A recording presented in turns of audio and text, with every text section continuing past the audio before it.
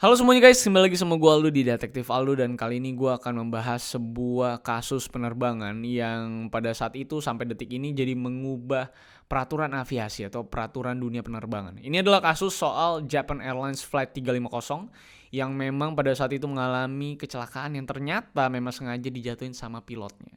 Tapi yang menarik adalah bagaimana kasus ini sampai detik ini masih menjadi misteri. Sebenarnya apa yang benar-benar terjadi di kokpit pada hari itu belum bisa terpecahkan sampai detik ini dan masih menjadi spekulasi bagi banyak orang gitu ya. Dan inilah dia kasus soal Japan Airlines Flight 350 alias maskapai JAL yang kayaknya udah nggak beroperasi di Indonesia ya, karena kayaknya penerbangannya lokal doang atau kayaknya udah nggak ke Indonesia lagi gitu. Tapi ini kasus menarik banget menurut gua karena kalian bisa mengulik atau mungkin berspekulasi di kolom komentar gitu ya.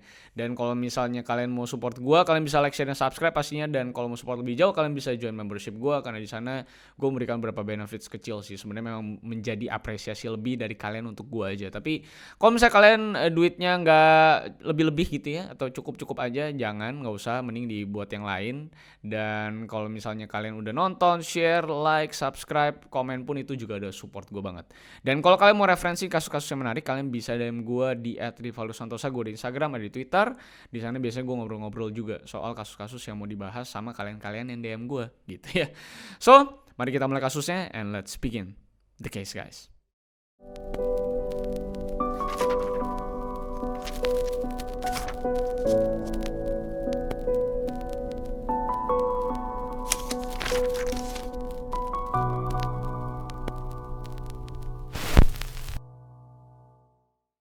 I lost myself. I waited still. Japan Airlines Flight 350 atau bisa dibilang nama pesawatnya pada saat itu adalah JA8061 ya. Ini terbang pada tanggal 9 Februari 1982. JAL 350 itu terbang dari Fukuoka menuju Tokyo, Jepang dengan membawa 166 penumpang. Pada hari itu yang bertugas adalah Kapten Seiji Katagiri, itu pada saat itu usianya 35 tahun pada tahun 1982. Dan ada First Officer Yoshifumi 33 tahun dan Flight Engineer Yoshimi Ozaki 48 tahun. Nah, kalau ngomongin First Officer itu setahu gua yang gue baca ya dari beberapa informasi, First Officer itu maksudnya adalah co-pilot ya alias second in command kalau misalnya Captain itu kenapa-napa alias tangan kanannya Captain. Bagi kalian yang mungkin belum tahu, itu biasanya ada di sebelah kanannya pilot atau captainnya. Dan pada hari itu, JAL 350 take off dari runway 16 di Fukuoka Airport pada jam 7.37 pagi waktu setempat. Lalu terbang menuju altitude 29.000 kaki atau ketinggian 29.000 kaki. Lalu pada jam 8.22 pagi pesawat turun ke ketinggian 16.000 kaki dan setelah masuk ke 16.000 kaki, menara itu ngasih izin untuk pesawat turun ke 3.000 kaki dan pesawat sudah diizinkan untuk mendarat di Haneda Airport, tepatnya di runway 33 di Tokyo. Nah, lalu pada jam 8.42 pesawat itu turun ke 1.000 kaki dengan kecepatan 135 knot. Lalu co-pilot call out tuh 500 kaki gitu, berarti ngasih notifikasi gitu kalau udah 500 kaki pada jam 8.43.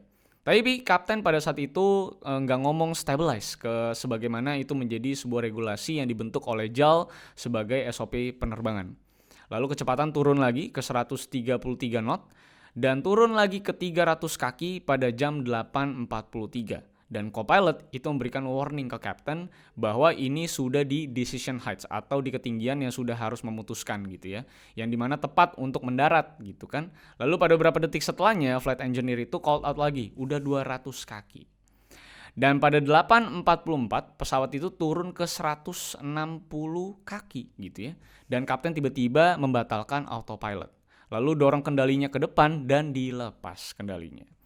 Dan pada saat itu co-pilot itu katanya berusaha mengambil alih, tapi pesawat itu tiba-tiba jatuh ke perairan dekat dengan Tokyo Bay atau perairan dangkal ya, dekat sekali dengan runway. Jadi cuma sekitar 510 meter jauhnya dari runway yang seharusnya mereka mendarat. Dan hidung pesawatnya serta sayap kanannya itu terpisah dari badan pesawat. Dari 166 penumpang pada saat itu dan 8 cabin crew, 24 itu meninggal di tempat. Lalu ada satu orang yang diselamatkan pertama kali dengan menggunakan kapal penyelamat. Dan dia bilang bahwa dia itu adalah pekerja kantoran untuk menghindari dirinya dikenali ternyata orang tersebut adalah Captain Seiji, yang mana adalah kapten dari penerbangan tersebut.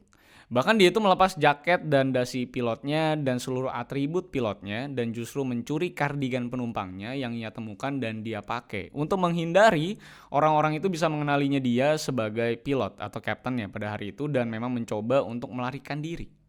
Jadi walaupun ada satu pramugari yang udah berdarah di kepala dan setengah sadar bilang bahwa pilotnya itu masih hidup dan gak mati, tapi pada saat itu gak ada yang ngedengerin.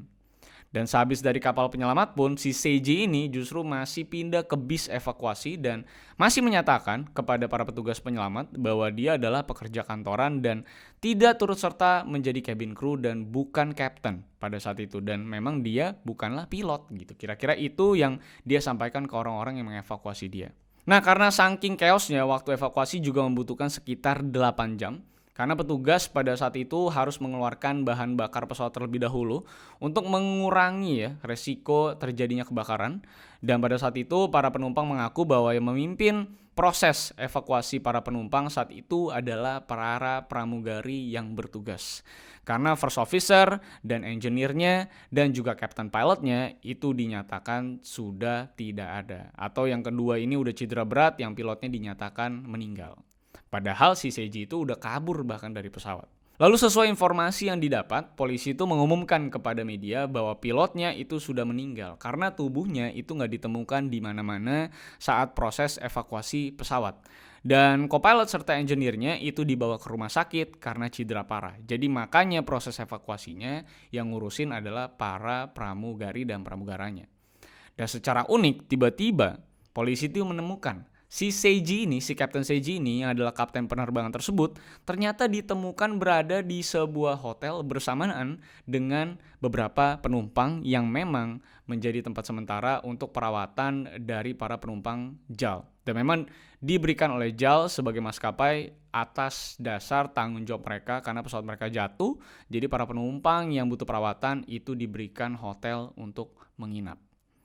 Dengan ditemukannya Seiji yang ternyata mencoba menyamar sebagai penumpang dan bukan captain pilot, inilah yang akhirnya membuat si Seiji ini diinterogasi sama polisi untuk bisa polisi itu mengetahui kisah sebenarnya dari jatuhnya pesawat ini. Polisi itu langsung mengadakan investigasi yang mendalam karena merasa bahwa ini bukan kecelakaan pesawat biasa. Apalagi JAL itu adalah salah satu pesawat dengan safety record tertinggi di dunia pada saat itu dan juga pada hari itu cuacanya itu super baik dan gak ada masalah. Dan keadaan pesawatnya juga sangat-sangat baik. Jadi sebuah hal yang sangat aneh. Kenapa pesawat seaman itu dengan cuaca seaman itu dan juga dengan safety record yang setinggi itu, kenapa pesawat JAL ini bisa jatuh, bahkan jatuhnya itu deket banget sama runway atau landasan, yaitu tepatnya 500 meter dari runway dan jatuh ke perairan dangkal. Dan karena memang dunia aviasi adalah sebuah transportasi massal yang memang dianggap sangat serius, maka Kapten Seiji ini langsung disidang atas kecelakaan besar ini. Dan tentunya ditanya kenapa bisa kabur gitu ya. Pada awal persidangan dia itu bilang bahwa dia itu saat mau mendarat itu dia mengganti mode autopilot ke mode manual untuk mendaratkan pesawatnya. Tapi saat itu katanya dia berasa mual karena dia tuh sebenarnya sebelum terbang dari pagi-paginya tuh dia udah mulai merasa gak enak badan kata dia. Jadi dia merasa panik tuh saat mual dan karena hampir pingsan juga akhirnya dia lepas kendali dan akhirnya tidak berhasil mendaratkan pesawat dengan aman. Nah tapi ternyata kesaksiannya ini tuh berbeda dengan kesaksian dari co-pilotnya pada saat itu yang mendampingi. Yang ternyata saat diinterogasi ini masih berada di rumah sakit karena cederanya cukup berat. Dia bilang bahwa kapten pada saat itu tiba-tiba saat mau mulai proses mendarat itu mulai nangis gitu. Dan tangisannya tuh mulai kencang gitu ya, terisak-isak tangis gitu. Jadi mulai kayak sobbing around gitu saat mau mendarat seperti memang punya tujuan depresi dan memang ingin menjatuhkan pesawat dan bunuh diri gitu bareng-bareng gitu satu pesawat. Dan memang co-pilot pada saat itu nggak mampu menjelaskan dengan sangat jelas sebenarnya kejadian pada hari itu tuh konkretnya seperti apa. Dia hanya menyatakan bahwa kemudi pesawat itu memang sangat berat, tapi memang pada hari itu kok berat banget. Jadi susah untuk ditarik ke atas sama dia. Jadi kayak ada yang memang sengaja ngedorong gitu. Dan dia berpikir bahwa kapten memang lagi melakukan hal yang salah. Makanya dia tuh teriakin kapten. Tapi tiba-tiba pesawatnya udah jatuh aja dalam hitungan detik. Dan saat diperiksa dengan bukti-bukti dan ahli yang lebih jauh, ternyata si Captain Seiji yang pada saat itu masih 35 tahun, itu ternyata punya sejarah masalah psikologi. Di mana dia tuh pernah depresi dan juga berhalusinasi selama masa mudanya. Bahkan dia tuh punya kegilaan yang dia merasa bahwa dirinya itu sedang diawasi sepanjang waktu oleh seseorang. Bahkan ternyata sebelumnya dia tuh pernah manggil polisi untuk ke rumahnya untuk ngecek seluruh peralatan di rumahnya yang dia curigai ada alat penyadapnya dari orang yang ngawasin dia. Karena permasalahan psikologi inilah memang akhirnya si Seiji ini nggak pernah dipenjara dan nggak dinyatakan bersalah karena masalah psikologi dan justru dimasukin ke rumah sakit jiwa untuk bisa mendapatkan perawatan atas penyakit skizofrenianya dia. Ternyata saat dicek dia tuh punya penyakit skizo. Tapi yang menjadi unik soal kasus ini adalah nggak pernah terbukanya sesungguhnya tuh soal apa yang betul-betul terjadi di dalam pesawat pada hari itu, tepatnya di cockpit. Apalagi di otaknya si Captain Seiji ini. Apalagi harusnya co-pilot dan flight attendant-nya dan flight engineer-nya itu juga bisa segera mengambil alih pesawat saat pilotnya itu sudah berlaku aneh di ketinggian yang cukup menentukan saat mau mendarat.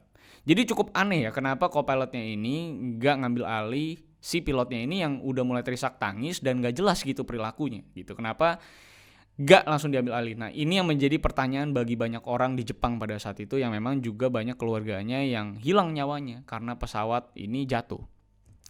Nah walaupun memang pada rekaman pesawat terdengar memang suara co-pilotnya yang ngomong, "Captain, apa yang Anda sedang lakukan?" Kira-kira dalam bahasa Indonesia kayak gitu. Dan tiba-tiba pesawat memang secara cepat itu menukik ke bawah dan nabrak. Sesuai dengan kesaksian para penumpang yang pada saat itu benar-benar mereka mengakui bahwa langsung tuh pesawat tuh tiba-tiba nukik secara tajam, secara mendadak dan tiba-tiba crash. Dan kata Giri pun akhirnya juga dibebaskan dari segala tuduhan. Dia setelah keluar dari rumah sakit pun akhirnya diizinkan lagi untuk bisa beroperasi sebagai co-pilot. Dan kejadian ini juga akhirnya cukup mengubah dunia aviasi pada saat itu sampai detik ini menjadi salah satu fondasi perubahan beberapa peraturan di mana secara keseluruhan tentang soal kesehatan mental para pilot dan cabin crew-nya. JAL itu menerapkan komite khusus bahkan untuk mengulas para cabin crew yang akan bertugas secara reguler untuk menghindari kejadian ini terjadi lagi. Jadi semua cabin crew-nya, semua pilotnya itu semua dicek kesehatan mental dan psikologinya supaya hal-hal yang seperti ini tidak terjadi lagi. Federasi Penerbangan pun juga mengharuskan khususnya para pilot komersial AS untuk dicek setiap 6 bulan sekali untuk memeriksa kesehatan para pilotnya. Dan hasilnya sih, gua baca gitu ya pada saat itu memang hasilnya masih dikit banget. Pilot yang mengalami penyakit psikologi. Jadi dikit banget lah gitu kasusnya yang kayak gini. Jadi nggak perlu khawatir harusnya. Tapi tetap menjadi misteri penerbangan ini sebenarnya menurut gue. Bagaimana Seiji yang pada saat itu dengan sadar langsung kabur dan bahkan yang diselamatkan pertama kali oleh para tim penyelamat itu bisa si Seiji ini juga masih menjadi pertanyaan. Bahkan dengan muka datarnya itu Seiji berhasil selamat tanpa ada penyesalan sama sekali. Bahkan dia nyolong kardigan, ngelepas semua atribut, dan bahkan ada fotonya di saat dia tuh naik kapal penyelamat. Dan saat dia naik bis evakuasi. Itu semua ada fotonya. Gue gak tahu apakah masih ada saat gue bikin video ini karena nanti gue akan cari lagi bahan fotonya. Tapi yang pasti di sebuah koran itu tertulis bahwa mukanya itu kelihatan sangat datar, sangat tidak ada rasa bersalah saat dia itu berhasil selamat dan menjadi orang yang pertama kali diselamatkan sama tim evakuasi. Padahal yang bikin kecelakaan itu adalah dirinya sendiri.